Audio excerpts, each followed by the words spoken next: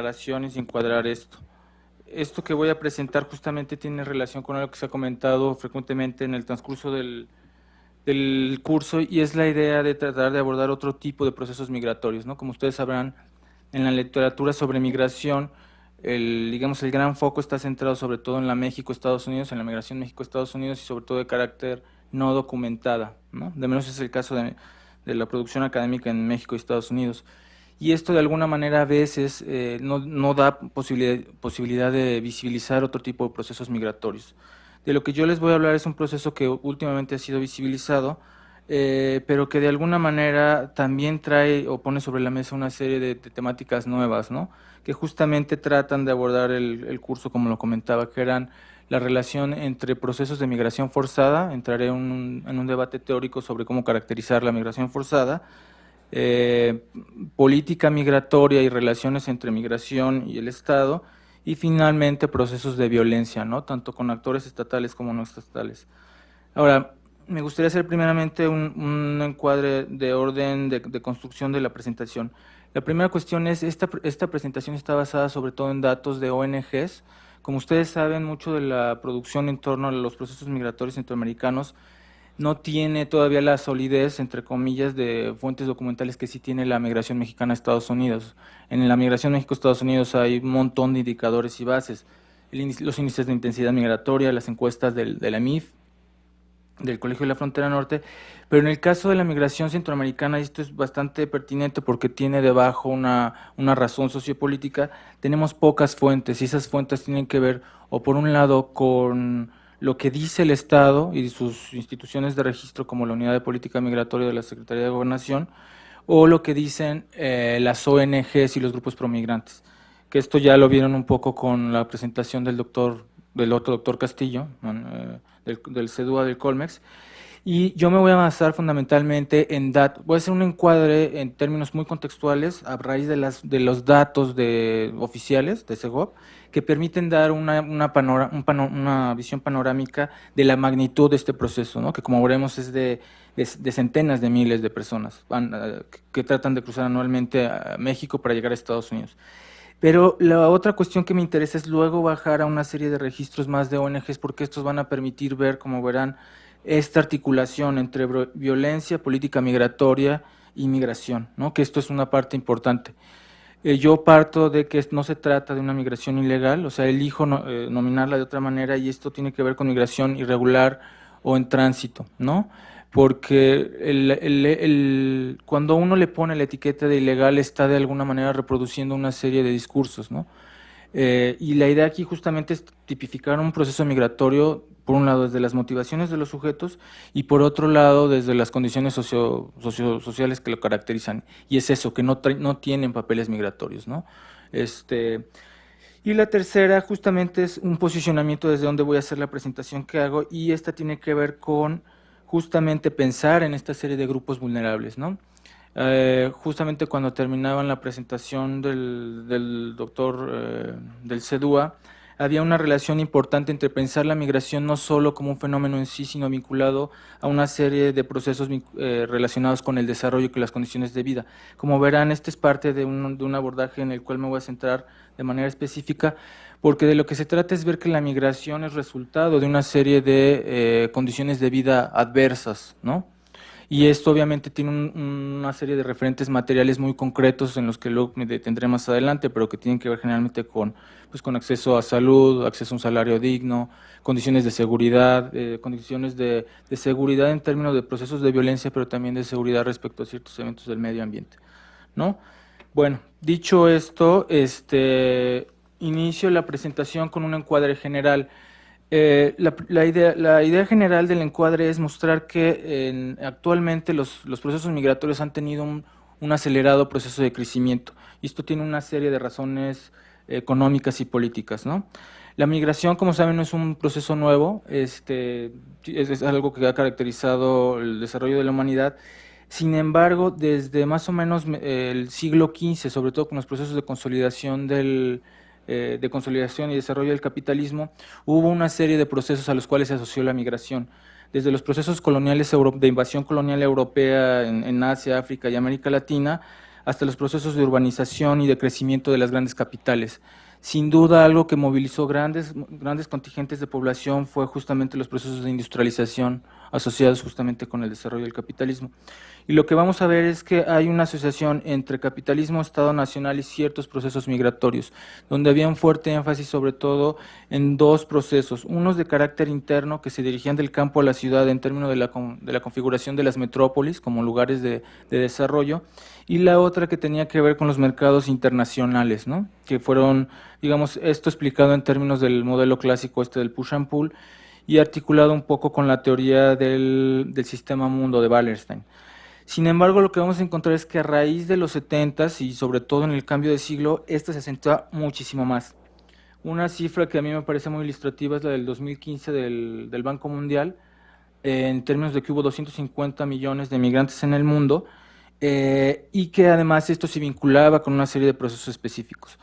Ahora, hay mucho más migrantes internos en el mundo que los migrantes internacionales, pero los flujos de migración interna son algo que ahorita no vamos a tratar, aunque per se son todo un universo que habría que analizar con mucho más detalle, ¿no? Y este cambio, esta aceleración de los procesos migratorios tuvo que ver fundamentalmente con los procesos de constitución del capitalismo neoliberal y con una serie de efectos, ¿no? Una cuestión que se observó de manera muy clara fue que, así como en términos de la construcción de los estados nacionales a finales del 19, principios del 20, hubo la generación de polos de desarrollo en términos de procesos desiguales regionalmente, esto empezó a acentuarse a nivel internacional con los procesos de la globalización. Y entonces lo que encontramos es que asociado a la migración se dio un proceso de deterioro del aparato productivo de los países en vías de desarrollo, ¿no? Y esto se va a articular de manera muy clara con el surgimiento de cadenas productivas y mercados laborales. El caso más claro de esto, por ejemplo, puede ser la migración México-Estados Unidos. Uno encuentra que cuando se dan las reformas neoliberales en México y en Estados Unidos y entra a vigor el TLC, un cúmulo de personas que quedaron fuera del aparato productivo, sobre todo en el campo, pero también en la ciudad, son los que van a nutrir los contingentes hacia Estados Unidos, ¿no? Y en este sentido se parte de una lectura que ve al migrante como en su relación con los procesos productivos, ¿no? Y articulaba esto justamente con los procesos neoliberales porque los migrantes vienen a ser justamente eso, fuerza de trabajo barata y flexible, y que viene justamente a aceitar estos nuevos procesos de producción. Esto se enmarca sobre todo en la literatura que tiene que ver con procesos de migración no documentada. En esto no me detengo porque ustedes conocen bien estos debates. Lo que tiene que ver con los procesos de migración forzada lo trataré aparte y tiene que ver más con lo que pongo ahí en el segundo punto en términos de procesos geopolíticos, intervencionismo y conflictos bélicos. Porque me parece que digamos, la naturaleza de estos flujos remite a una caracterización distinta, ¿no? Y como veremos y como mencionó la doctora Gleiser previamente, esto sí requiere que se tenga un tratamiento distinto. No me voy a meter mucho en caracterizar los procesos de globalización o neoliberalismo, pero eso los conocen de sobra, ¿no? En términos de la globalización, en términos de flujo de bienes, capitales, dinero, ¿no? Pero con un proceso muy selectivo de tránsito de personas. Y esto es algo que, como veremos, jugará un papel muy importante porque finalmente quienes ponen los candados para el tránsito de personas son justamente los procesos de integración regional a nivel de varios países y los estados nacionales en particular. Ahora, la migración forzada tiene la pertinencia de que puede articular justamente los procesos de exclusión y violencia, ¿no? Casi cualquier proceso de migración forzada incluye esta triada. Lo que es pertinente decir es que de manera contextual esto cambia. Ahora, los flujos de los que yo voy a hablar, los procesos de migración centroamericana en tránsito por México reúnen las tres características en términos de diversas causas, ¿no? Como veremos a continuación. Y lo que encontramos también es que, si se fijan, hay también una especie de tendencia similar en términos de los procesos de migración forzada y de refugio, ¿no? En 2014 había casi 60 millones de personas que experimentaban migración forzada y en 2015 esto subió a casi 66 millones, según datos del ACNUR. Ahora, aquí también hay un debate muy fuerte porque la migración forzada y el refugio se aplican preferentemente para procesos en los cuales una persona quiere llegar, o sea, tiene que salir de su lugar de origen y tiene que llegar a otro país. pero también hay toda una vasta zona gris ambigua que hay que tratar con mucho más detalle, y en este sentido los colombianos tienen una amplia producción que tiene que ver con los procesos de migración interna forzada, ¿no? Esto es otra línea de discusión muy pertinente, no solo en Colombia, sino en México y en diversos lugares del mundo, pero que no vamos a tratar aquí, ¿no? Y lo que, retomando acá, lo que observamos es justamente que estos, digamos, a raíz de que se empiezan las caracterizaciones iniciales de los procesos de migración forzada, empieza también a detectarse un flujo claro, si se fijan, de crecimiento en términos de los millones de personas involucradas en estos, ¿no? Haciendo un balance mundial, observamos que de 2.4 millones en el 75 se subió a 6.5, 65.3 millones según datos del ACNUR.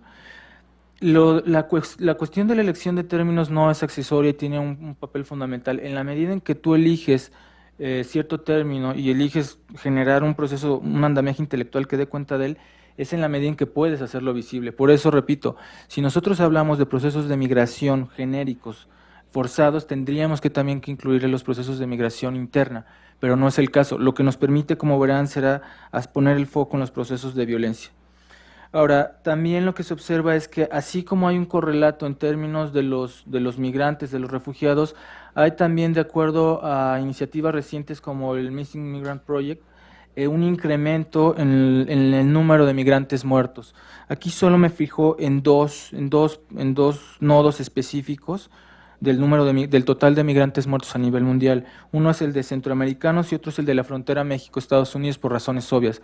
Como de lo que trataré será dar cuenta del proceso migratorio del Triángulo Norte de Salvador, Guatemala y Honduras hacia Estados Unidos y su tránsito por México, lo que interesaba es, por un lado, identificar los fallecidos en los lugares de origen, ¿no? En el proceso migratorio, pero también los que fallecen en la frontera México-Estados Unidos.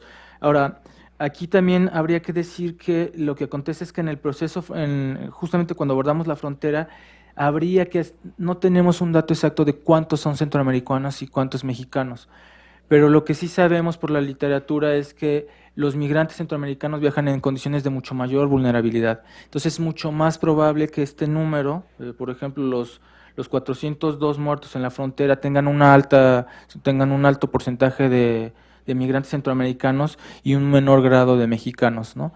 Porque esto es algo que también ha detectado la literatura: entre más vulnerable estés en tus condiciones de tránsito migratorio, es mucho más probable que, que estés en este tipo de registros, ¿no?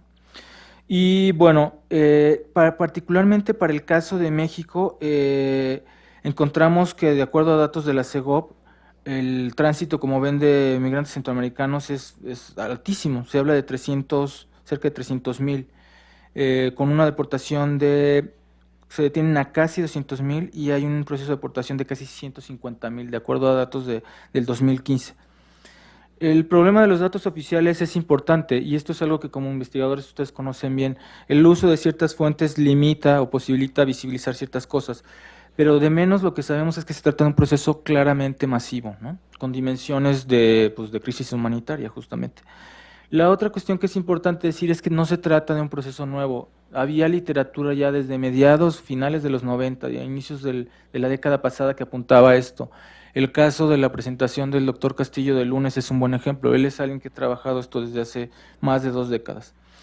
Y lo que acontece también es que hay una reflexión, como veremos más adelante, en relación a los procesos de migración forzada, en relación a que cuando uno habla de migración forzada, lo que tiene que tener muy presente son procesos de violencia y violación de derechos. Este es uno de los ejes que voy a enfatizar a lo largo de la presentación, ¿no? Y la otra cuestión es que muchos de los flujos migratorios empiezan a ser visibles cuando ya cuando tienen estas dimensiones de procesos de vulnerabilidad, ¿no? Como ustedes recordarán, hay dos eventos que hicieron claramente, que pusieron en el escenario la migración centroamericana en tránsito, y uno fue sin duda la masacre de San Fernando del 2010 y la otra fue la de Cadereyta en 2012. En estas no voy a entrar mucho en detalle, creo que todos las conocen, ¿no? Pero aquí fue donde el foco de la opinión pública volteó directamente, ¿no? y puso también sobre la mesa algo que previamente había venido pasando en México, que es hay un proceso estructural y sistemático de violación de los derechos humanos y en específico de este tipo de grupos, ¿no? Que como veremos tienen que ver con su condición migratoria. La otra cuestión es, la segunda gran llamada de atención fue la que tuvo que ver con la crisis de los niños migrantes no acompañados, se acordarán en 2014-2015, donde según estudios hablamos de decenas de miles, y donde, como veremos, aquí lo que establezco es una especie de diada, de dicotomía. Por un lado tenemos un proceso de violencia fáctico muy claro y un derecho que se viola. Por ejemplo, en el caso de la masacre de San Fernando, lo que no se respetó fue el derecho a la vida. En el caso de la crisis de los niños no acompañados, bueno, niños y adolescentes no acompañados, fue el derecho al asilo y al refugio. Y como veremos, hay casos menos documentados, como hay una organización de migrantes centroamericanos mutilados, ¿no? De lo que trato de dar cuenta, si se fijan, es que la violencia también tiene una especie de nivel jerárquico y diferenciado. Y eso es lo que trataré de hacer más adelante. Vamos a ver cómo hay relaciones entre ciertos lugares de origen, ciertos procesos de tránsito y ciertos procesos de violencia. Y esto lo articularemos con quiénes son los actores que cometen pues lo del delito, ¿no? Bueno, no lo comenté, pero yo me baso sobre todo en tres grandes fuentes. La primera, como comenté, es el encuadre con datos institucionales. La segunda tiene que ver con los datos de la red ODEM, que es una red de organizaciones promigrantes, ¿no? Con más de 14 albergues y un par de casas, y que han venido haciendo un registro más o menos sistemático desde el 2014. La idea de la red ODEM era justamente esto, de no solamente hacer visible este proceso, sino ponerle números para justamente tener un proceso de incidencia. El otro gran registro tiene que ver con Médicos Sin Fronteras, que bueno, no necesito presentar a Médicos Sin Fronteras, pero que también la idea era justamente, digamos, más allá de una especie de retórica generalizada sobre los procesos de violencia, poner, concretizar esto, ¿no? Bueno, esto es respecto al encuadre genérico del proceso. Ahora, la idea de la migración forzada es bastante pertinente porque, como decía, nos habla de procesos característicos de la época. Yo me remito sobre todo digamos, a dos grandes linderos teóricos. Uno que se hace desde los marcos jurídicos y el derecho, que es el abordaje de Susan Gesh, que es una abogada que trabaja en la Universidad de Chicago, y el otro es un sociólogo formado en economía política, Castells, Stephen Castells. Eh, Ellos enfatizan dos procesos diferentes. En el caso de Susan Gesh, la idea eje es que el migrante forzado es alguien que sale porque no le queda de otra y porque lo tiene que hacer más forzando su voluntad, ¿no? El eje de Susan Gesh tiene que ver sobre todo con la idea de que este proceso per se va a generar una violencia sistemática de los derechos humanos, ¿no? Lo que vamos a ver más adelante es que este proceso de violación de los derechos humanos se da de manera específica en el origen, en sus lugares de vida, ¿no? Con una serie de rasgos que describiré, en el tránsito y también en el destino si es que llega, ¿no? En una alude a condiciones de vida, en otra alude a condiciones de seguridad y en la tercera alude a procesos de explotación laboral. Pero el eje es la violencia. Ahora, en el caso del abordaje de Castells, él lo que propone es una sociología de la migración forzada y lo que va a hacer es justamente articular una serie de niveles y de escalas en el abordaje de estos procesos. Lo que él va a decir es que a pesar de que encontramos una serie de núcleos comunes a casi todos los procesos migratorios, aceleración, feminización, vulnerabilidad, etcétera, en el caso de estos procesos hay que verlos de manera muy contextual y en términos de los circuitos migratorios, ¿no? En términos del origen, tránsito y destino. Y aquí la idea es también jugar con una idea bastante interesante que es ya no vamos a tenernos a procesos de explicación estructural que refieren fundamentalmente a que todos los procesos migratorios se ocasionan por una causa en específico. Lo que él dice es que, y esto también lo reitera Gesh, es que en los procesos pueden articularse diversas motivaciones. Por ejemplo, en el caso de alguien que perdió la casa por el huracán Mitch y que no tiene infraestructura productiva, el hecho de que no tenga un respaldo institucional del Estado nacional donde viva hace que este complejo escenario desemboque en trayectorias migratorias de alta vulnerabilidad, ¿no? Como sería viajar en la bestia. Y la idea que yo agrego es justamente que lo que tenemos que hacer es trazar genealogías de violencias diferenciadas y encadenadas entre sí, ¿no? Porque como veremos, lo que acontece es que una situación de vulnerabilidad puede desembocar en otras, ¿no? Les pongo un caso específico. Por ejemplo, el hecho de que alguien salga sin papeles y de manera apresurada genera que cuando entre el tránsito por México, por ejemplo, no tenga todo el capital en términos de saberes que le permita elegir la ruta adecuada. Y el no elegir una ruta menos vulnerable o menos peligrosa lo pondrá eventualmente en situaciones de mayor riesgo, ¿no? Ahora, en términos de la literatura clásica, esta es una migración forzada, no documentada e irregular o de tránsito, ¿no? En el otro no me detengo. En lo que sí me voy a detener un poco es en lo que les comentaba. En este esquema ustedes pueden ver que hay una relación muy clara entre ciertos procesos de carencias de derechos sociales y vinculado a ciertas causas, ¿no? Donde lo que se hace es aquí recuperar una lectura desde la economía política de la migración en términos de vincular las condiciones materiales de los migrantes en el origen, el tránsito y el destino, y cómo llevan a cabo sus procesos migratorios y cómo se insertan en ciertos nichos sociolaborales. Tenemos que en el origen encontramos como determinantes principalmente tres. Estas ahorita las abordaré con más detalle para que vean cómo se distribuyen proporcionalmente. La primera tiene que ver con lo que en México se carece como carencias de derechos sociales, pero que en general tiene que ver con la idea de desarrollo, ¿no? Que remite como a un decálogo, pero que en general tiene que ver con empleo, con acceso a una vida digna, etcétera. En términos de las detonantes económicas. En términos de las detonantes vinculadas a procesos políticos y de violencia, la seguridad es fundamental. Aquí no me voy a detener mucho, pero como ustedes saben, la región de Centroamérica es una de las más violentas del mundo y esto además tiene una construcción social muy específica. O sea, en el caso de El Salvador está vinculado a las maras que se vincularon además al proceso del posconflicto de la guerra de El Salvador y a los procesos de deportación forzada en Estados Unidos, ¿no? Usted, como saben ustedes, las maras surgieron en Estados Unidos o su génesis está allá. O el caso, por ejemplo, también de los altos índices de criminalidad en Honduras, ¿no? Eh, en el otro está todo lo que tiene que ver con los desastres, los impactos de los desastres naturales. Como recordarán también el doctor Castillo, el del lunes, este, comentó que la idea del desastre es un proceso de construcción bastante compleja, porque el desastre es un proceso de construcción social en la medida en que tú no puedes evitar un desastre natural, pero lo que sí puedes elegir es donde generas un proceso de asentamiento y si generas un proceso de asentamiento en una zona de riesgo, ¿qué respuesta como Estado le das?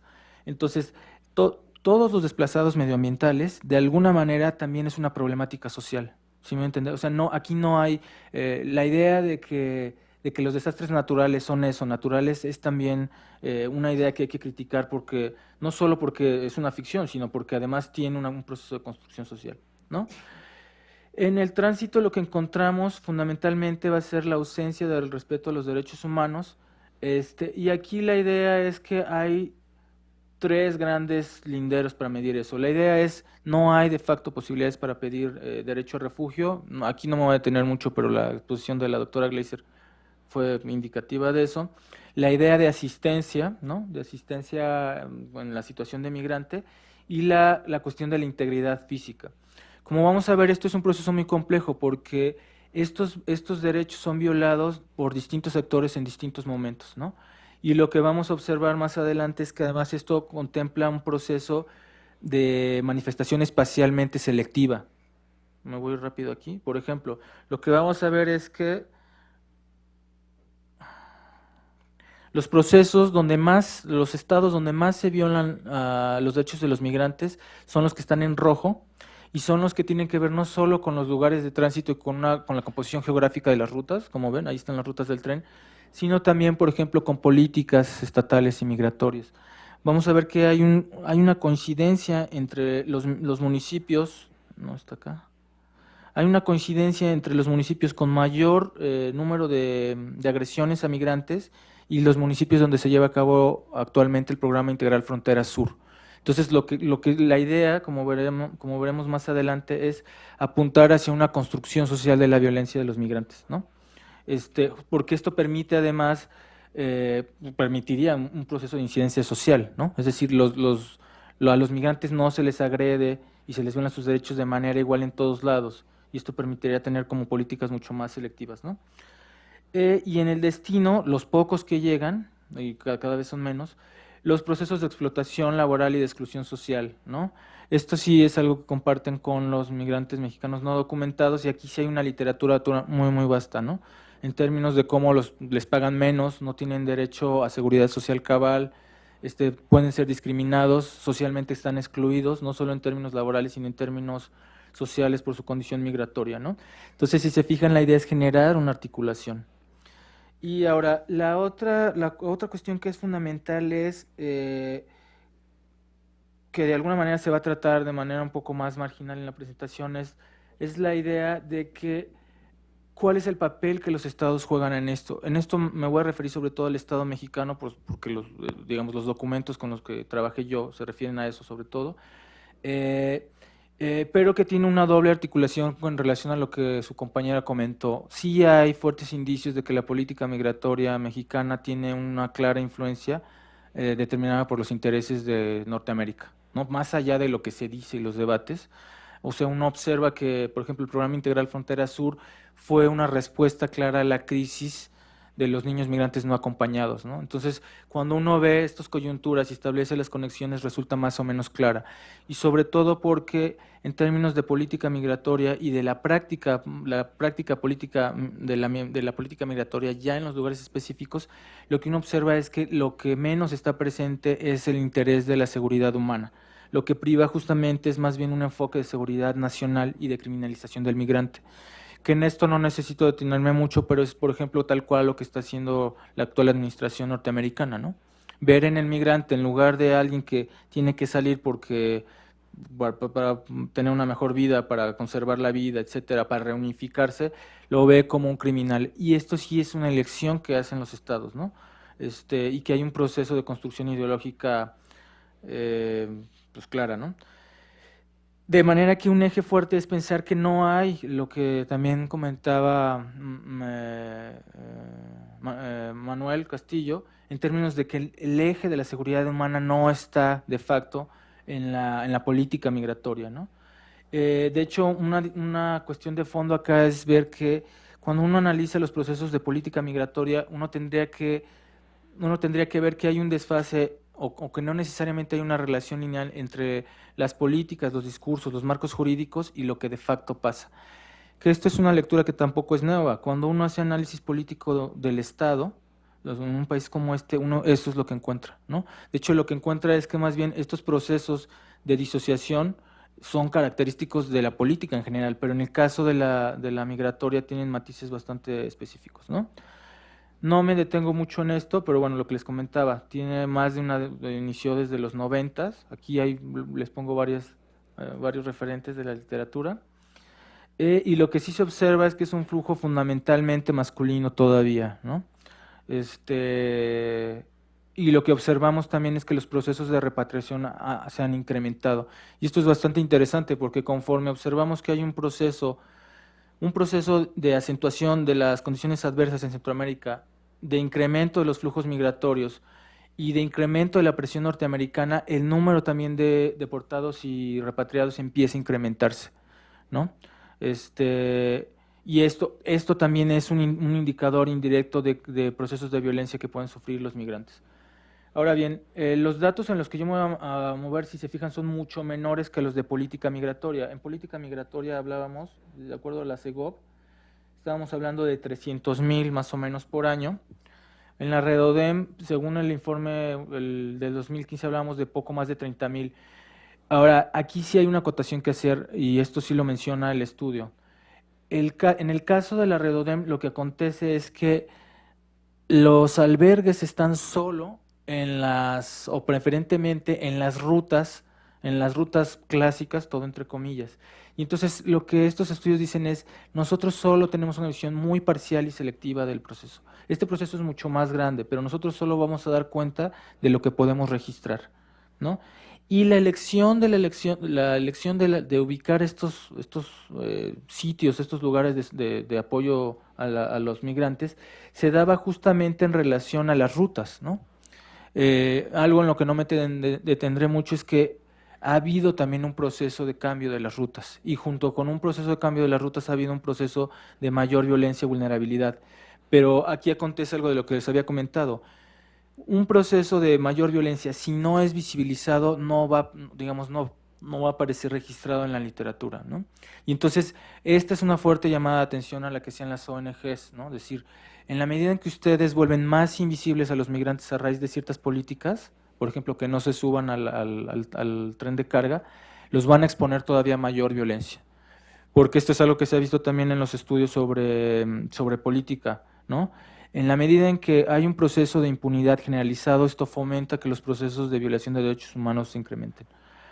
La otra cuestión que es muy clara es, vean cómo, de acuerdo a estos indicadores, los dos países con más participación en términos del aporte de migrantes son Honduras y El Salvador, y esto coincide con la articulación que yo hacía en términos de los índices de criminalidad.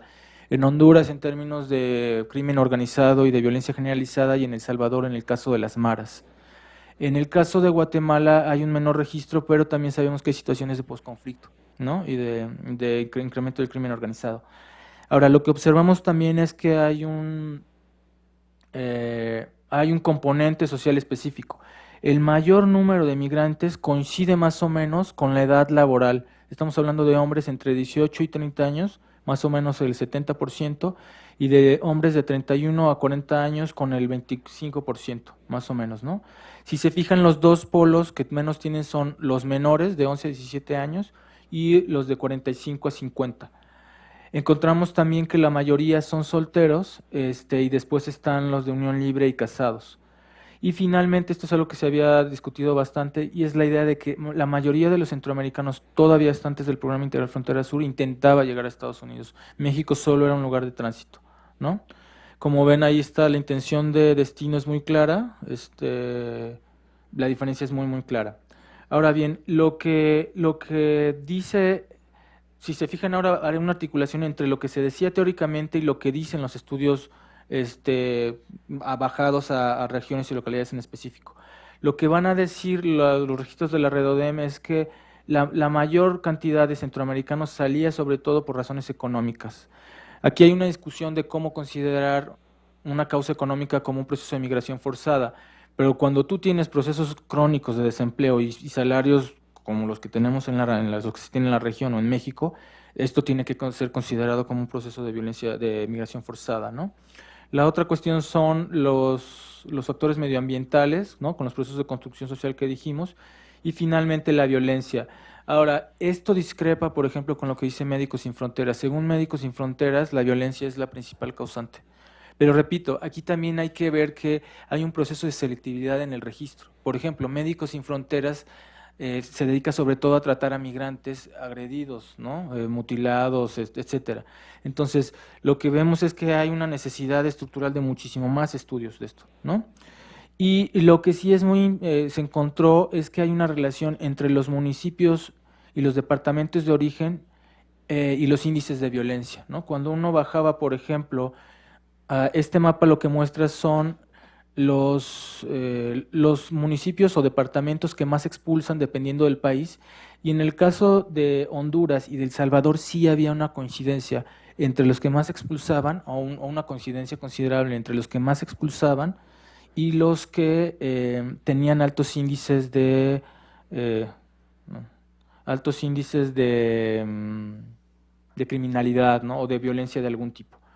Este, la otra cuestión en la que no me voy a detener mucho es, obviamente se trata también, y esto eso es solo que hay que decir, hay un proceso de selectividad social.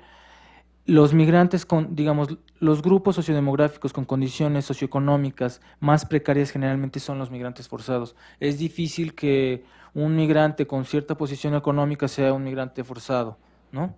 Y esto tiene que ver con algo que yo había comentado antes, con una lectura de economía política de la migración, donde tú observas que hay una relación entre las condiciones materiales de vida, el nivel de desarrollo y los procesos migratorios. En esto hay una lectura mucho más abundante que no me voy a detener ahorita, pero están los textos de Castells o de Delgado de Delgado Báez y de Márquez, ¿no?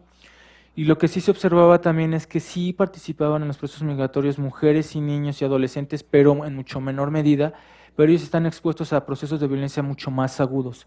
Entonces, como ven, también hay un proceso selectivo de violencia en función del tipo de migrante, ¿no? En el caso de las mujeres y de los niños se sabe que están mucho más expuestos a agresiones sexuales, a trata de personas, etcétera, ¿no? Este es un mapa de las rutas donde se sobrepone también, si se fijan, los estados con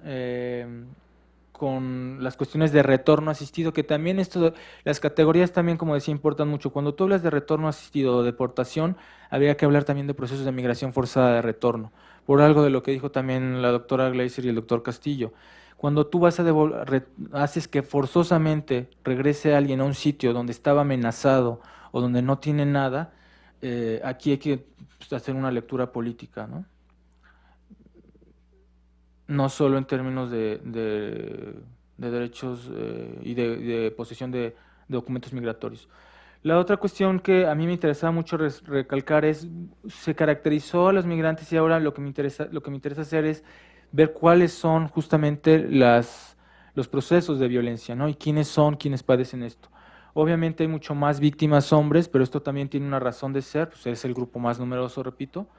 Pero si se fijan, uno de los grupos más afectados incluye ya a la edad de 15 años y más, ¿no?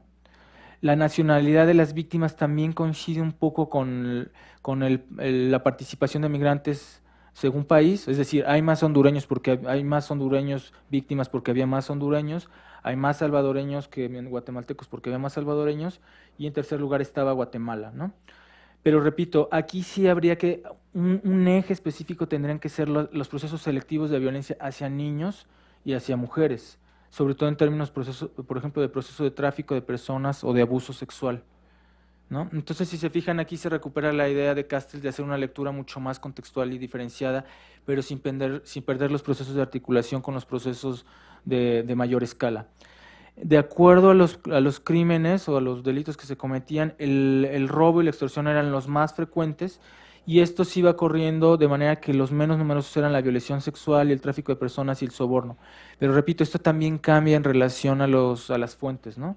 Si nosotros tomamos los informes de Médicos Sin Fronteras, esto cambiaría, o si tomamos, por ejemplo, los informes que han hecho algunos académicos con respaldo de la ONU o de ACNUR, y encontramos, por ejemplo, que los grupos trans o ciertas mujeres tienen claros procesos pues, de violación sexual, de agresión sexual, de trata de personas, ¿no?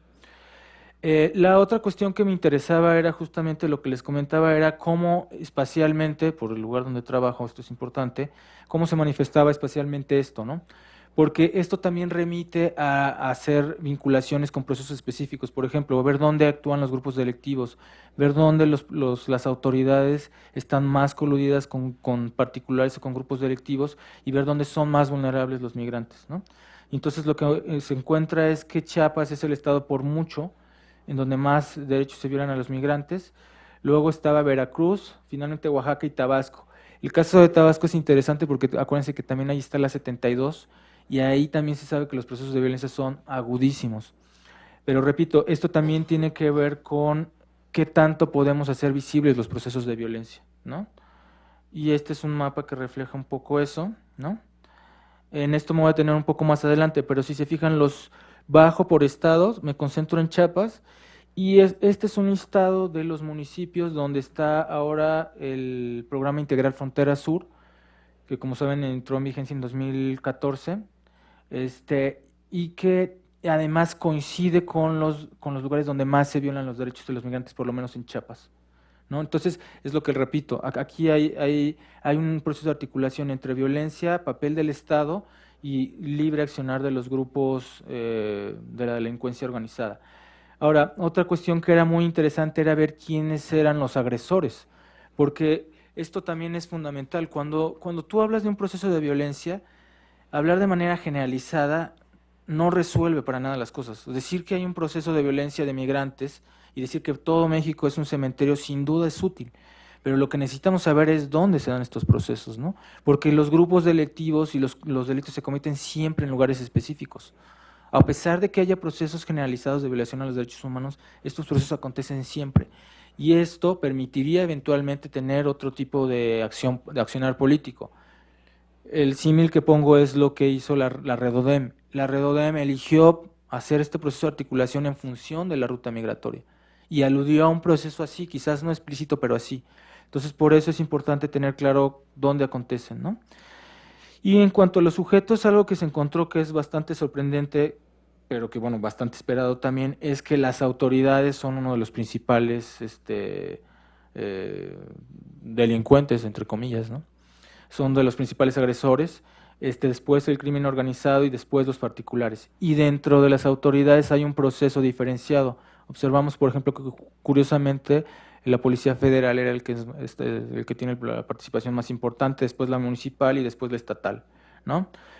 Nuevamente repito, esto de acuerdo a los registros que se tienen. Y después lo que se hacía era un registro de la relación entre el autor del crimen y el crimen en cuestión, ¿no? Y si se fijan más o menos, lo más constante es la idea de pues de obtención del migrante como alguien del que se puede obtener dinero fácil. Y en última instancia tenemos como delitos que implican agresiones físicas fuertes, ¿no? Pero que sí, están bastante presentes en todos los grupos. Y bueno, cerraría con esto, para que tengamos un espacio de intercambio, con la idea justamente de lo que yo intenté mostrar fue justamente, como se dieron cuenta, una articulación entre el espacio fronterizo, la ausencia de derechos y la comisión de delitos, pero desde una serie de procesos de contextualización mucho más elaborados, ¿no? La idea justamente de cómo la violencia y el crimen tienen una manifestación territorial muy, muy, muy acotada. De hecho, sería, por ejemplo, ideal poder luego bajar en específico a dónde acontecen esto en los municipios. Algo, esta es una reflexión de otra índole, pero algo que encontraron los creadores del concepto de desarrollo humano y de los índices de desarrollo humano en la ONU es que entre más especificidad y más bajas de escala tus niveles de incidencia política, tienes una mayor capacidad de atacar el problema que estés atacando. Es decir, si tú tienes una política municipal, es mucho mejor que tener una política nacional. Y esto tiene distintas razones. La idea de pensar que las políticas pueden expresarse de manera generalizada a nivel nacional es una ficción, ¿no? Un poco lo que refleja el mapa en términos de procesos de violencia. La violencia se concentra sobre todo ahí. Con esto no quiere decir que no se violen los derechos del migrante en Tuxtla Gutiérrez o en alguno de los municipios de la costa pacífico de Chiapas, ¿no? Lo que quiere decir es que fundamentalmente se concentran aquí, ¿no? Y que aquí es donde habría que tener una lectura mucho más detallada. Este, Ahora, hay algo en lo que yo recalqué poco y creo que este es un buen momento para detallarlo, es también hay un proceso histórico de esto y las rutas también cambian. Cuando mencionaba el programa integral Frontera Sur, lo mencionaba sobre todo porque el escenario de la violación de los derechos de los migrantes tenía antes más o menos esta radiografía que coincidía con los albergues. A raíz de que se da el programa integral Frontera Sur, esta radiografía cambia y tenemos que rehacerla y se acercaría más quizás a esto, ¿no? Este, Ahora bien, por ejemplo, también hay nodos ciegos que habría que abordar con mucho más fortaleza. Sin duda, Tabasco es uno, porque Tabasco se sabe por los registros de la 72 que los niveles de violencia son altísimos. Entonces ahí sabemos que hay un montón de procesos que no estamos viendo, y no estamos viendo no solo porque no podamos, sino porque no hay infraestructura, no hay ONGs, porque es un riesgo también indagar esto, o sea, esto es algo que no se dice, pero este, entonces, y esto remite también en otro orden al papel del Estado en términos de la ordenación y la garantía de la integridad de la vida no solo de los migrantes, sino de quienes indagan esto, ¿no?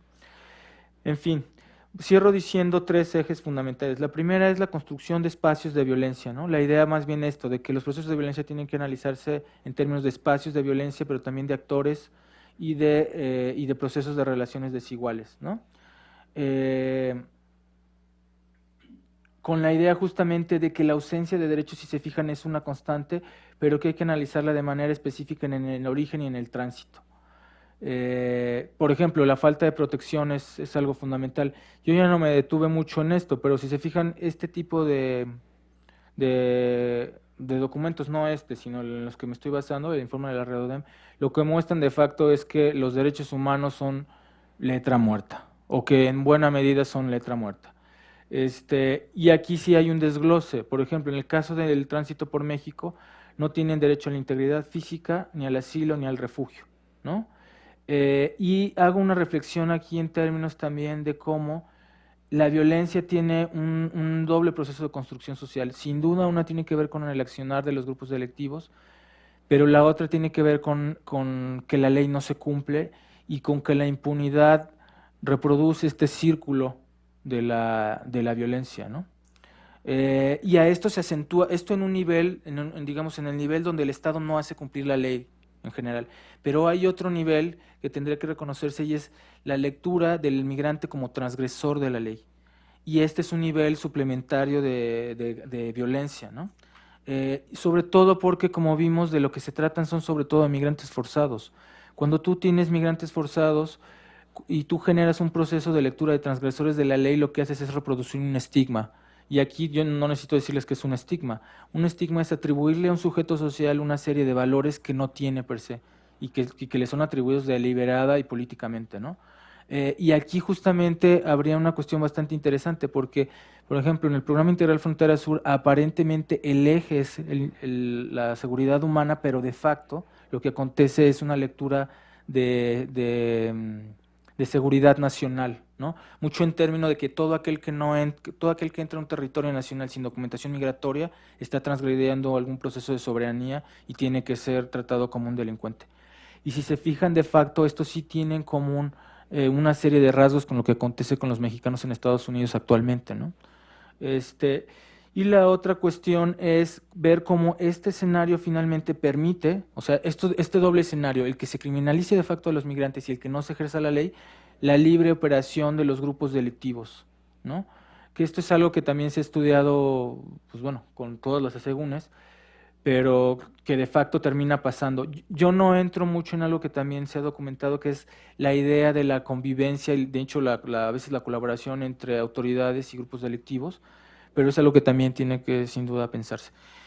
Y bueno, sin duda una lectura mucho más en términos estatales, de una reflexión del Estado, tendría que ver con que, si se fijan, hay una lectura de cómo hay un Estado fallido, sobre todo en términos de que no garantiza los procesos que permitan que se lleve a cabo una vida social de acuerdo a ciertas normas, ¿no? Yo quizás le dejaría ahí. Si quieren, más adelante podemos entrar a la cuestión esta del programa integral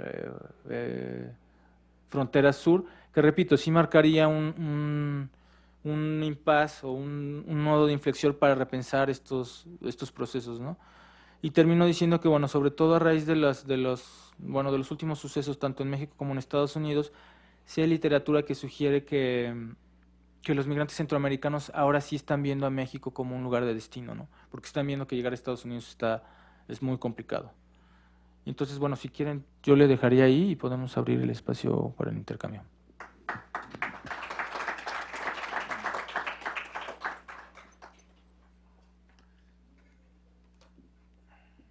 Una pregunta.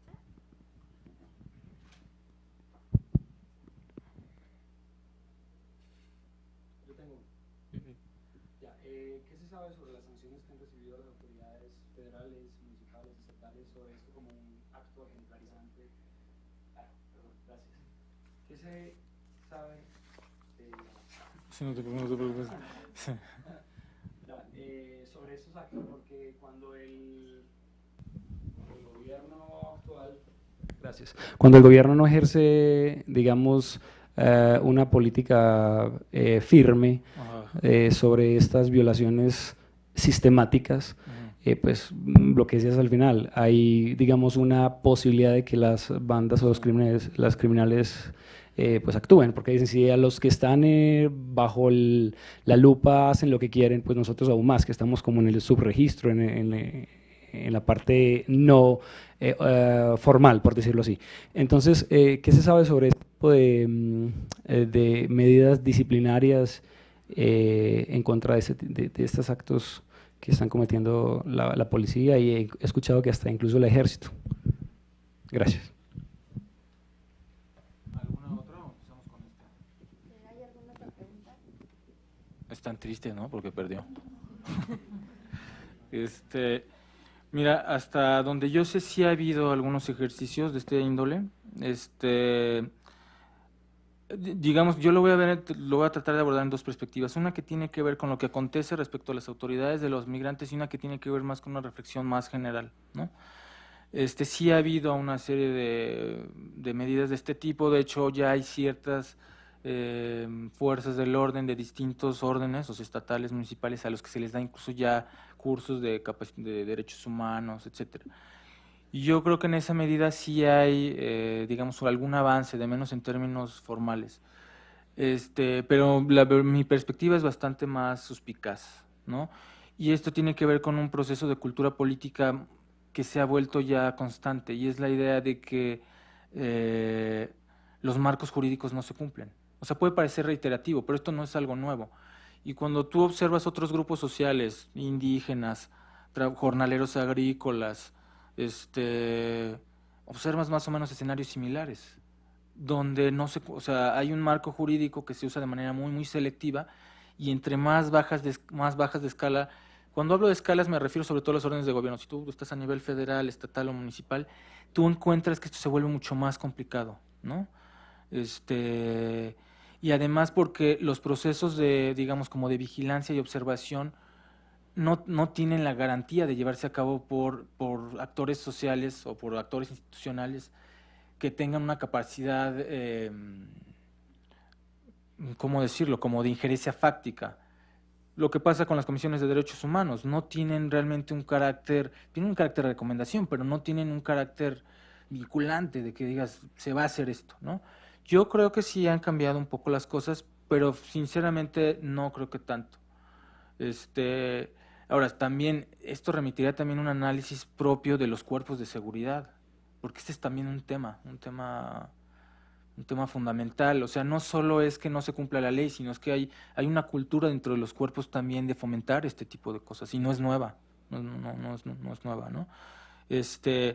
Pero bueno, sí la hay, y sobre todo yo creo que la labor de las ONGs ha contribuido a esto, sobre todo a hacerlo más visible, ¿no? Y aquí se mete otra discusión de fondo, que es, sí hay estudios que, de menos, por ejemplo, para el caso de policías municipales y de otro orden, que trabajan en otro tipo de labores de seguridad, donde se sabe que no hay ni las garantías de seguridad ni las garantías de salario para que puedan llevar a cabo bien su labor. No estoy diciendo que sea el caso de estos, ¿no? No estoy diciendo que sea el caso en específico de estos. Ahora, si te fijas en el tema migratorio, lo que pasa es que también están desde entran polis municipales, la Policía Federal, el Instituto Nacional de Migración, o sea, es también una... Y las estructuras claras, no hay luego estructuras claras que deslinden responsabilidades y orden de acción, que esto es algo que se observa luego, o sea, cada quien ahí está y no... Porque, bueno, yo estoy hablando de... Tampoco estoy diciendo que todas las autoridades violen en todo momento, lo que estoy diciendo es que hay ciertas autoridades que tienen una participación muy activa, ¿no? Pero aquí también habría que ver otro proceso que sería el que permite que esto acontezca, o sea, que unos sí y otros no, por ejemplo, ¿no?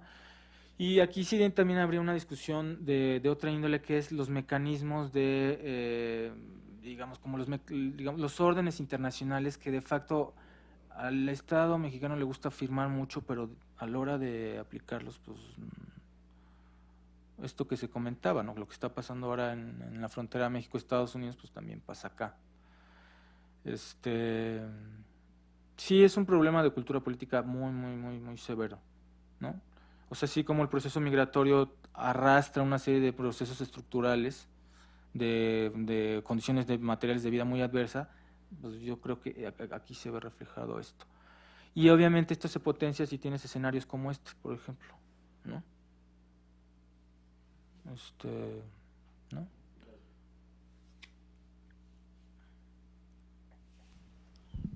Sí, comentaste que había diversos grupos que eran los que mayormente violaban derechos fundamentales de los migrantes.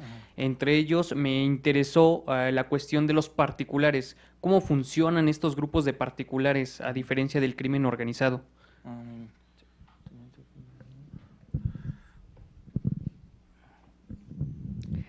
Mi pregunta es, ¿podríamos decir entonces, con lo que nos explicaste, que los estados son responsables de las vidas de los migrantes que están generando estas masacres, ¿no?, en los países de origen, de tránsito y de destino?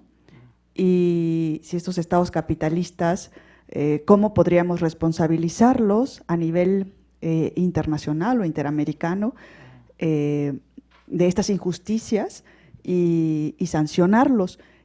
O si sabes de algún caso a nivel internacional o interamericano que puede estar dando respuesta a esta situación, que podría ser un crimen de lesa humanidad.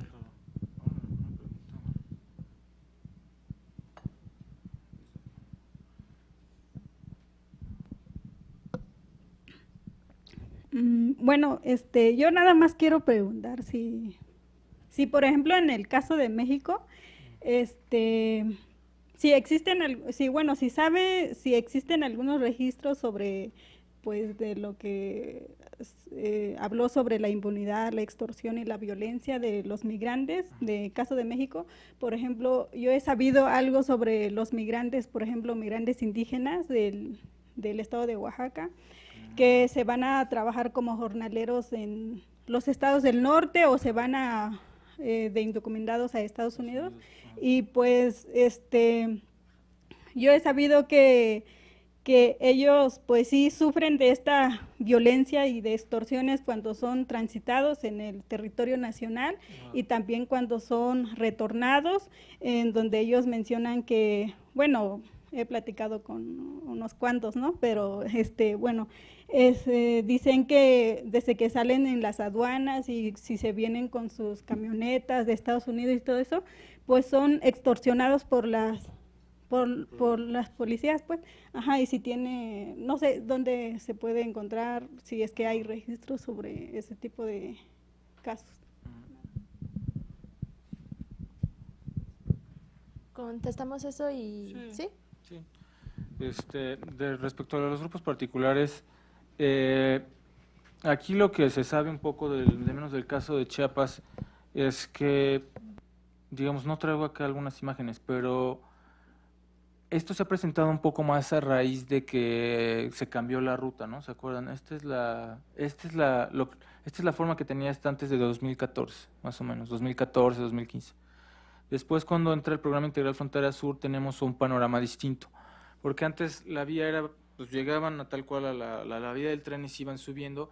Esto también hacía de alguna manera que los procesos de violencia fueran mucho más focalizados, porque tú, por ejemplo, perdón.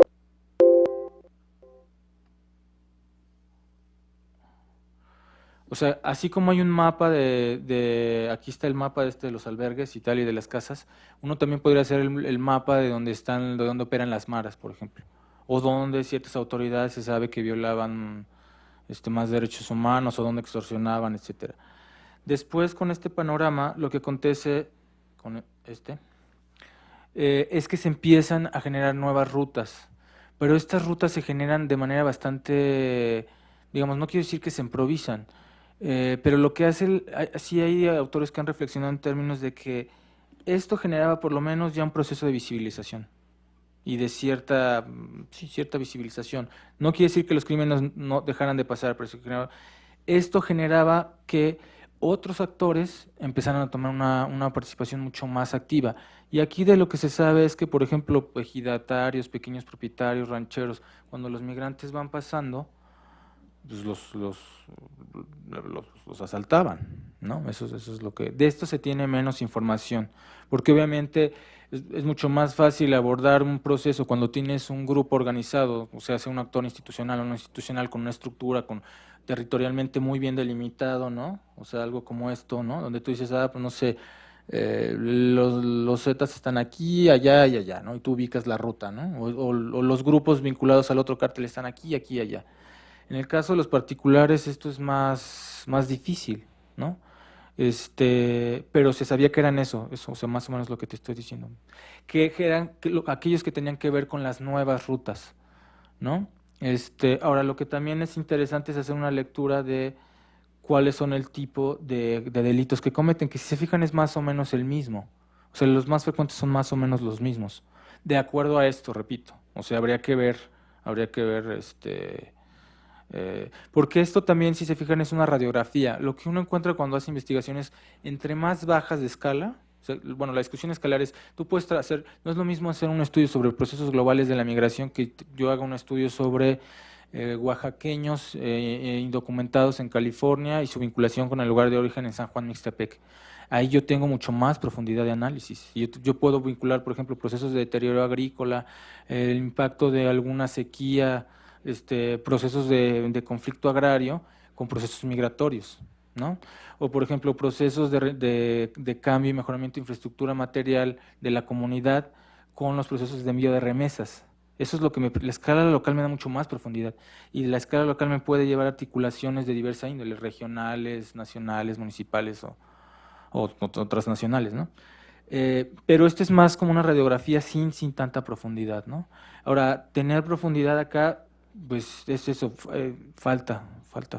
Pero sí hay informes por ahí, hay un par de colegas del Ecosur, la misma Marta, la doctora Marta que va a estar mañana, tiene una serie de trabajos, y hay otros colegas de ella que justamente porque trabajan o sea, el Ecosur está en San Cristóbal y en Tapachula, ¿no? Entonces son algo parecido a lo que hacía los estudios del COLEF, recordarán, en el COLEF hay una producción de literatura de estudios de caso muy, muy interesante. Por ejemplo, todos los trabajos sobre mixtecos en California y en la frontera norte, en Baja California, de Laura Velasco y de sus colegas, que tienen estos tipos de detalle, ¿no? Que es importante, ¿no? Respecto a la cuestión este es mi punto de vista, y igualmente podemos debatirlo y platicarlo, pero sí, o sea, si tú eres una institución y tú estás encargada del resguardo de un espacio, de un territorio específico, y en ese territorio específico le pasa algo a alguien, aunque tú no seas el responsable, tienes una responsabilidad, ¿no?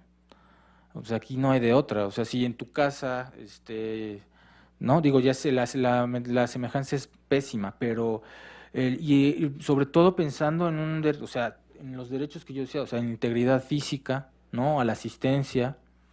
O sea, ni siquiera estoy pensando, no pensemos en el abanico de derechos internacionales, de los derechos humanos o de los marcos jurídicos internacionales, ¿no?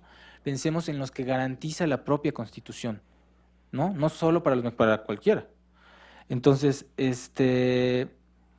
aquí sí tiene que haber una reflexión de otra índole, sí, sin duda. Yo aquí no, o sea, me parecería, o sea, si uno no le mete esta dimensión se queda corto, ¿no?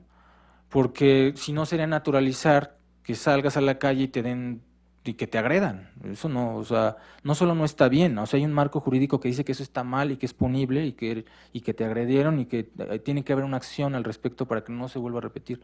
O sea, y no lo establecimos ni tú ni yo. O sea, se supone que eso fue parte de la construcción de los estados nacionales, ¿no? En términos de qué se valía y qué no, en términos de la vida social, ¿no? Claro, esto se complejiza cuando tienes personas que no tienen la ciudadanía, pero muchos de estos marcos también estaban pensados no solo para gente que tiene la ciudadanía, ¿no? Y aunque la zona de ambigüedad es fuerte, de todas maneras, desde mi punto de vista sí habría que entrarle. Ahora, una manera de entrarle es, sí hay casos, por ejemplo, hay procesos de desaparición forzada de migrantes que yo creo que es una vía. Los padres o los parientes de los migrantes desaparecidos, asesinados, por ejemplo, los de Cadereyta y San Fernando, yo creo que eso puede ser una vía. Hay otras vías, por ejemplo, incluso dentro de los mismos procesos de violación de derechos del Estado mexicano, los mismos connacionales tienen que recurrir a otros. O sea, pensemos en los casos de desaparición forzada, que están a la orden del día, y si ustedes conocen los más emblemáticos, ¿no? Donde se tiene que recurrir a otras instancias porque al parecer pues las de aquí no dan.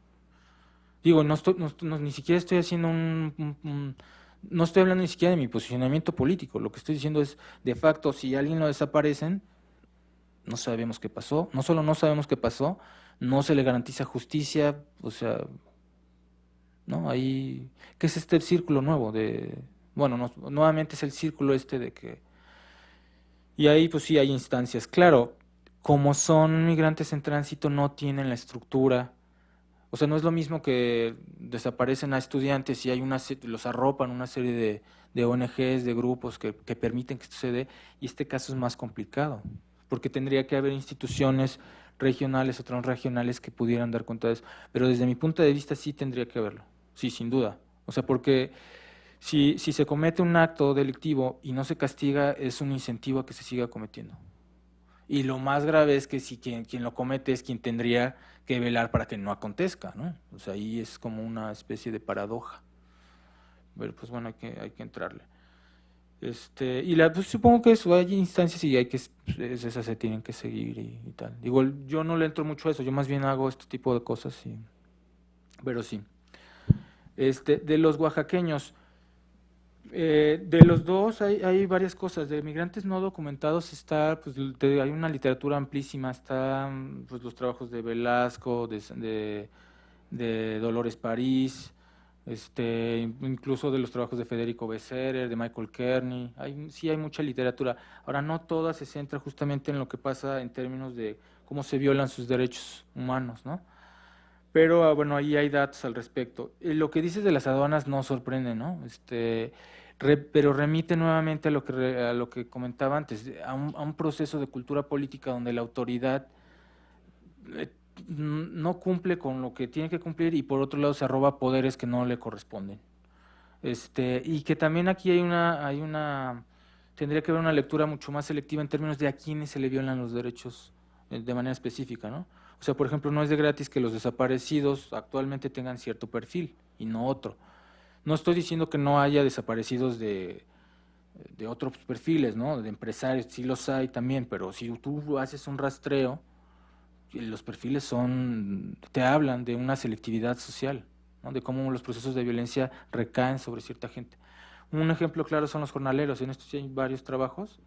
De hecho, el ponente de mañana ha trabajado estos temas, y ahí sí los procesos de explotación laboral son agudísimos y están más o menos documentados, tanto por derechos humanos como por otros estudios, ¿no? O sea, pagos irrisorios, condiciones peligrosas de salud, procesos de abuso sexual, en fin, la lista es larga. Y hay un montón de material en la red, ahí sí yo los conmino a y en medios alternativos, de hecho, es curioso, pero este tipo de procesos sociales, los periodistas tienen mucho más avance que nosotros, mucho más. O sea, hay mucho más literatura sobre migración forzada, sin que digan migración forzada, de periodistas que en la academia, aunque en la academia ya hay más, ¿no? O de procesos de violencia, sobre jornaleros agrícolas, ustedes vean, o sea, hay diversos trabajos actuales, los trabajos de Animal Político, del Universal, de La Jornada, pero aquí sí hay una reflexión en términos de cómo las características del sujeto social sí hacen que sea más proclive a que, o sea, si tú tienes un hablante, un monolingüe que se va a trabajar a los campos de Sinaloa o de San Quintín, que va con la familia, que va en un proceso de enganche, que tiene poca tierra, todo eso lo hace más proclive a que pueda ser explotado, que tiene baja escolaridad, que no tiene conocimiento de los derechos laborales, bueno, que tampoco sirve mucho conocerlos, dicho sea de paso. O sea, ahí luego son las cuestiones que hay que rastrear. Y si se fijan, las radiografías que hacían, por ejemplo, en el movimiento del San Quintín era muy interesante, porque las demandas que ellos pedían eran justamente el correlato de los procesos de explotación laboral y violencia. O sea, cuando te dicen queremos seguridad y que no se acose a las mujeres, pues están acosando a mujeres. Cuando te dicen quiero un salario de 200 pesos, pues les pagan 150 pesos. Cuando te dicen quiero un día de descanso, quiere decir que no descansan un día. Entonces, no sé, como que pueden ser panorámicas interesantes de por dónde va la cosa. Ahora, repito, si a ustedes les interesan estos temas, yo creo que hay que nutrirse no solo de lo que está en la academia, sino de otro tipo de espacios, ¿no? Sí.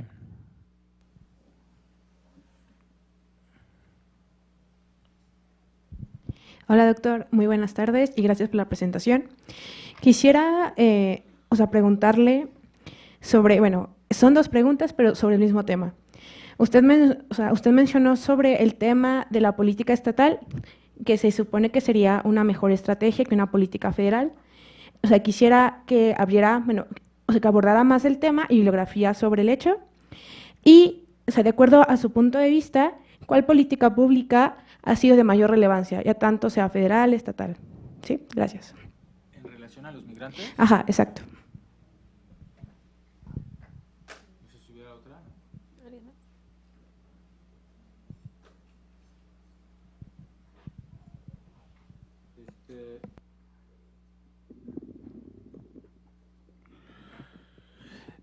Mira, yo no soy un especialista en términos del análisis político del Estado, algo sé, pero lo que les comentaba es, desde hace un par de décadas, en los 70s había una manera de, digamos, como de dar cuenta de la pobreza a través de conceptos como desarrollo, y hubo una discusión importante en la CEPAL al respecto. Y la idea era justamente generar procesos de cambio económico que permitieran mejorar las condiciones de vida de manera más o menos generalizada, ¿no? La idea de la reducción de la pobreza. Después, en diversos ámbitos internacionales se empezó a repensar esto y a tratar de generar nuevos dispositivos conceptuales, pero también de política que permitiera, pues, dar cuenta con esto, ¿no? Y uno de los que se creó fue la idea de desarrollo humano y los índices de desarrollo humano, ¿no? Ahí el papel de Amartya Sen fue importante, y trataba de dar una serie de discusiones en términos de cómo vincular desarrollo y libertad, ¿no? Niveles de vida dignos y libertad, con una discusión mucho vasta, pues. Como lo aterrizaron, terminó siendo en un indicador digamos, el índice de desarrollo humano tiene como 3 grandes vertientes, o tenía todavía hasta 2010, y era educación, niveles educativos, salud e ingreso. Y de acuerdo con eso, más o menos medías como cuáles eran las condiciones de vida. Que si se fijan, tú eres mexicana, ¿no? En términos de los derechos sociales de la Constitución, pues ahí están, ¿no? Trabajo, el acceso a la educación y salud, que se supone que todo está ahí ya, ¿no? Los índices funcionan de manera distinta porque los marcos jurídicos suponen que se tiene que hacer. Esto lo que hace es mide, todo entre comillas, o sea, cuál es tu índice, tu nivel de desarrollo humano en función de cuánto ganas, qué escolaridad tienes, porque educación y escolaridad no es lo mismo, y qué acceso a salud y cuánto ganas, ¿no? Lo que había dicho. Y como parte de estas discusiones, lo que se vio fue que había un proceso, encontraron que había un proceso de concentración de los bajos niveles de desarrollo humano. Y esos procesos estaban justamente en el sur, más o menos. Oaxaca, Chiapas, Guerrero. Chiapas ese es el que tiene el más bajo, tenía el más bajo. Y esto también se vinculaba con algo, con la esperanza de vida y la mortalidad infantil, que son como 2 indicadores muy fuertes de los niveles. Cuando tú abordas esas 2 cosas, son de estos indicadores que a todo mundo le sorprenden, pero pues que sí son cosas que sientan un presente fuerte. O sea, en los países desarrollados, tú entre comillas, o del primer mundo, tú tienes índices de mortalidad infantil muy, muy bajas, muy, muy bajos, o de esperanza de vida más altos, entre comillas, ¿no? Y bueno, esa discusión lo que vio es, a raíz de casos como el de México, donde se concentraba tanto la pobreza, la falta de desarrollo o los niveles de desarrollo buenos en ciertos lugares, lo que se dieron cuenta es que cuando tú haces políticas a escala nacional, es decir, cuando tú tratas al país como si fuera de la misma, que tuviera una composición similar, no generabas un incremento de los niveles de desarrollo, al revés, acentúas, ¿no? Lo que terminas haciendo es que los niveles o se mantienen o se acentúan. Y entonces lo que hacen es tratar de bajar de escala, entonces ya no vamos a todo el nivel, no a nivel nacional, ahora por estado, y luego le bajan. Pero cualquiera que ha hecho trabajo de campo en este país sabe que así es México. O sea, una cosa es hacer trabajo de campo en la Ciudad de México y otra cosa es meterte a un pueblito del Estado de México en los límites con Michoacán, por ejemplo. Ahora, esto tiene un debate fuerte porque dialoga con una manera de hacer política muy centralista de los estados-nación. Muchos se consideraban realmente como repúblicas, pero como estados, como repúblicas de estados federados, pero no funcionan como tal, ¿no? Hay todavía una idea muy centralista donde esta es la receta y la sigues a rajatabla. Eso no funciona. De hecho, no funciona ni para el caso de la política migratoria, como acá, si se fijan. De hecho, luego de facto muchas políticas son bastante selectivas. Discursivamente se dice eso, pero por ejemplo, cuando tú tienes una política migratoria y quieres cerrar una frontera, haces eso. O cuando, por ejemplo, querían elevar los procesos educativos, centralizaban las instituciones de educación en las capitales de los estados. Entonces, ahí hay también un desfase muy interesante, pero esto tiene que ver con un debate bastante interesante, ¿no? Mucho de la historia política de este país. Entonces, por un lado sí hay como un ideario muy centralista, ¿no? Muy homogenizante, y por otro lado pues tienes un país súper diverso, pero cuando tienes que aplicar políticas, luego tienes estos especies de bomberazos súper localistas que realmente no resuelven, ¿no? O sea, realmente no. Ahora, de las políticas más relevantes, mira, pues yo ahí francamente soy bastante escéptico. Mi reflexión más bien sería la otra, o sea, que tiene que haber una lectura distinta de la migración, así, o sea, en concreto, uno entiende que es complicado, o sea, a lo mejor es cierto, el mercado interno mexicano no tiene la capacidad para recibir como quisiera recibir a todos estos migrantes, pero hay una serie de instancias internacionales. O sea, por ejemplo, cuando fue el conflicto bélico en Guatemala, a principios de los 80s, cuando se concentraron muchos ahí, justamente en varios de esos municipios, y la diócesis de San Cristóbal tuvo un papel muy relevante, entró ACNUR, y ahí se empezaron a generar procesos de colaboración para dar solución a esto, ¿no? Porque efectivamente estos sí son problemas que no son nacionales, ni estatales, ni municipales. O sea, estos procesos migratorios obedecen a procesos de otra orden, de hecho de orden regional. Yo no me detuve mucho, pero si uno analiza, por ejemplo, cuando tú analizas casos más detallados, por ejemplo, El Salvador o Guatemala, y el papel que han tenido ciertos, concretamente, por ejemplo, Estados Unidos, en cómo la región ha tenido ciertas orientaciones políticas o cómo ha contenido ciertos conflictos bélicos, tú ves que la génesis de estos procesos migratorios tendría que leerse desde ahí. El caso muy emblemático puede ser las maras. Pues las maras se sabe que empezaron, si mal no estoy, en Los Ángeles y acabaron allá, y son una red. Entonces, estas posturas ahora muy localistas de que me le pones un tapón ahí o un filtro en México y otro arriba, primero no resuelven, y por otro lado hay una especie de falta de responsabilidad histórica. Pero ahí también hay un nivel donde también el Estado tiene digamos, la manera eufemística de decirlo es la falta de voluntad política, pero también habría que decirlo, pues no tiene un interés en hacer esto, ¿no? O sea, porque cuando hay interés en tomar, digamos, en otras áreas de la vida social de un país, pues toman resoluciones claras, ¿no? Como el caso también de los mexicanos ahora, de los centroamericanos en la frontera. Habría que tener, o sea, hay otras instancias, ¿no? O sea, cuando alguien toma las medidas que está tomando, pues sí habría que, desde mi punto de vista, y no hablo en términos de confrontación, sino hay una serie de marcos que no se están respetando, se supone que hay instancias para eso, pues recurres a eso, ¿no? O te posicionas, ¿no? Pero sí, la migración es uno de estos grandes procesos que no hay respuestas locales para la migración, y tampoco hay respuestas temporales, ¿no? Por eso abordajes que tienen una visión más histórica y estructural tienen de menos la pertinencia de dar cuenta de estos grandes procesos. Yo ya no les comenté, pero los casos de estudio que yo conozco más, a semejanza de lo que se preguntaba sobre los jornaleros o los migrantes no documentados, en Estados Unidos un campesino mexicano con tercer año de primaria, dependiendo de dónde está, puede llegar a ganar hasta $2,500 o $3,000, dependiendo del trabajo, dependiendo del trabajo. Díganme ustedes en este país, ¿en dónde puede ganar 60,000 pesos al mes un campesino de tercero de primaria? Ni en el narco. Bueno, eventualmente, ¿no? Digo, si sobrevive, pues, si sobrevive. Pero no, o sea, ahí también Y ese mismo problema va a venir cuando deportas, es el mismo problema que vas a tener. ¿Dónde vas a insertar a alguien que ganaba $3,000? Ahora, tampoco hay que normalizar los $3,000, o sea, no son 60,000, o sea, no son 60,000, no son $60,000, son 60,000 pesos y cuando se mandan acá.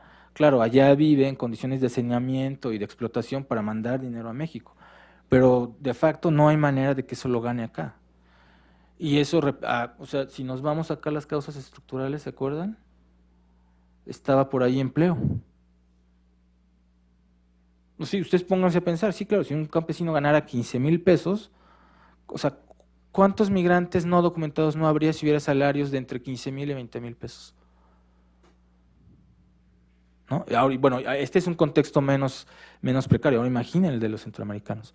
Eso es lo dramático, que en el de los centroamericanos es un contexto mucho, o sea, ahí ya ni siquiera es de este cálculo. Repito, y ahí también están la prensa, pero ahí tienes historias de que o salgo o me matan. O sea, ¿qué haces? Salgo o me matan y llegas a la frontera y te tratan como delincuente, pues sí es así de, pues ¿cuál es este mundo, no? Sí. No sé si hubiera otra... ¿No? Bueno, pues nos vamos antes. ¿No van a querer ver la cosa? No, ¿va?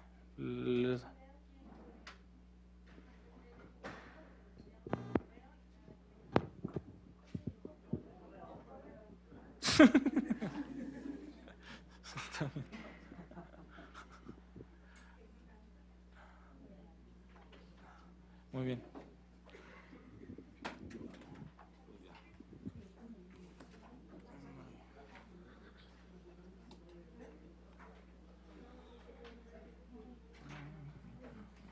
Muchísimas gracias. No, de que ustedes, pues, acá.